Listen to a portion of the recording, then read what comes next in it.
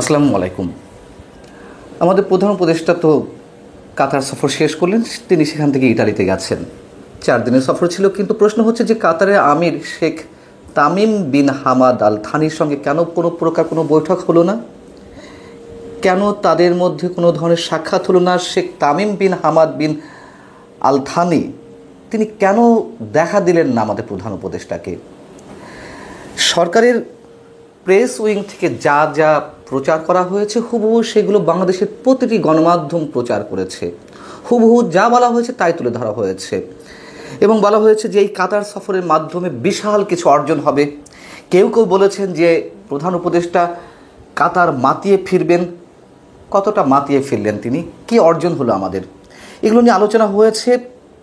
আমি শুধু একটু জোর দেওয়ার চেষ্টা করি যে এই সফরকে যে রাষ্ট্রীয় সফর বলা হলো এবং কাতারের আমিরের সঙ্গে খুব গুরুত্বপূর্ণ বৈঠক হবে, সরকারের প্রেস উইং থেকে বলা হলো। যা আমি একটা গণমাধ্যমের অংশবিশেষ তুলে ধরি, এটি গত 20 এপ্রিল দৈনিক প্রথম আলোতে যেভাবে প্রকাশ হয়েছে সেটুকু শুধু আপনাদের তুলে ধরি। অন্তর্বর্তী সরকারের প্রধান উপদেষ্টা অধ্যাপক ডক্টর মোহাম্মদ ইউনুস আর্থনা শীর্ষ সম্মেলন 2025-এ যোগ দিতে সোমবার কাতার যাচ্ছেন। 4 দিনের এই সফরের সময় তিনি কাতারের আমির Sheikh Tamim bin Hamad Al থানির সঙ্গে দ্বিপক্ষীয় বৈঠক করবেন। সেটাই তো হওয়ার কথা ছিল রাষ্ট্রীয় সফর হয়ে থাকলে।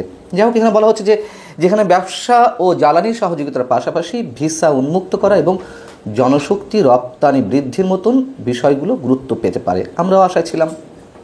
আলোচনা হয়তো হয়েছে, নিশ্চয়ই হয়েছে। কতটুকু আউটকাম এসেছে তা আমরা সবাই বুঝতে পারছি। তো এই যে বলা হলো রাষ্ট্রীয় সফর, রাষ্ট্রীয় সফরের নানান ধরনের সিমটম তো থাকে। রাষ্ট্রীয় সফরে অতিথিকে বরণের রাষ্ট্রীয় আনুষ্ঠানিকতা বা অনুষঙ্গ কতটা যুক্ত করা হলো সেটি হচ্ছে মুখ্য বিষয়।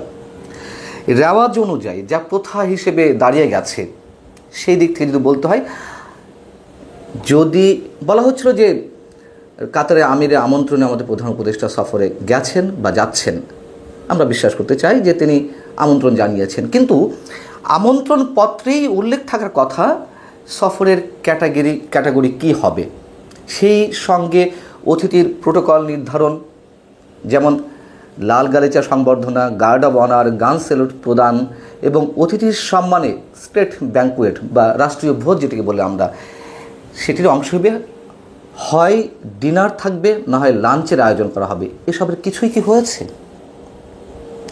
এত কথা উঠতো না, আমরাও এটি নিয়ে এত বেশি মাথা ঘামাতাম না। মানুষকে বিভ্রান্তির মধ্যে রাখা হচ্ছে বারবার, যা নয় তা আগ বাড়িয়ে বলা হচ্ছে। কাতারের আমির আমন্ত্রণ জানালেন আর সেই আমিরের খোঁজ পাওয়া গেল না, এটা একটু কেমন হয়ে যায় না?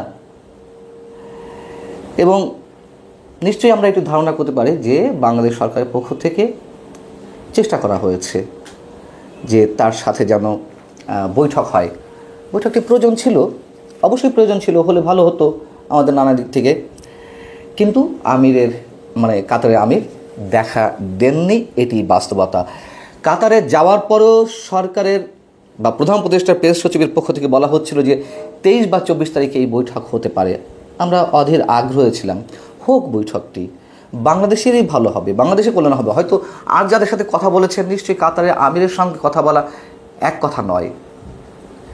আচ্ছা, ধরুন যে অন্য কোনো রাষ্ট্রের কোনো সরকার প্রধান বা রাষ্ট্রপ্রধান আমাদের দেশে ব্যক্তিগত সফরেই এসেছেন, তিনি আমাদের প্রধান উপদেষ্টার সঙ্গে দেখা করতে চেয়েছেন, সম্ভব ছিল তাকে ইগনোর করার?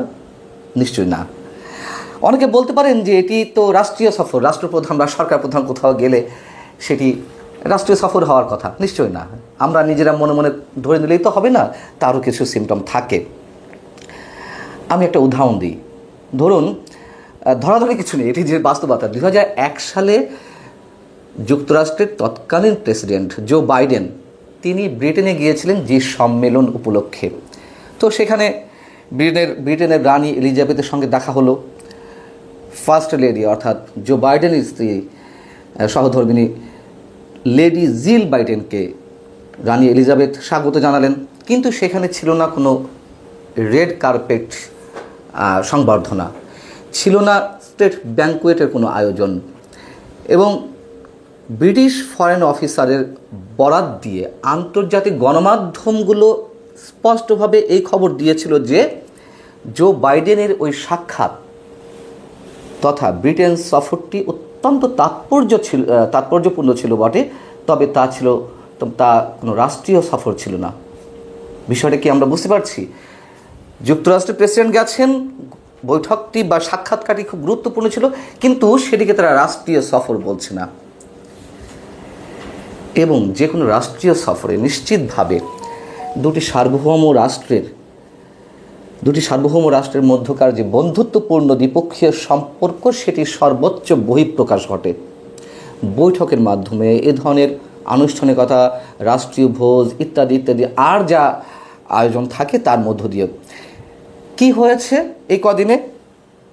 কাতারের আমির শেখ তামিমের মায়ের সঙ্গে তিনি বৈঠক করেছেন। কাতারের আমির শেখ তামিম বিন হামাদের বোনের সঙ্গে আমাদের প্রধান উপদেষ্টা কথা বলেছেন, দেখা করেছেন, বৈঠক করেছেন, সব ঠিক আছে। কিন্তু কেন তাদের সাথে কথা হয়েছে?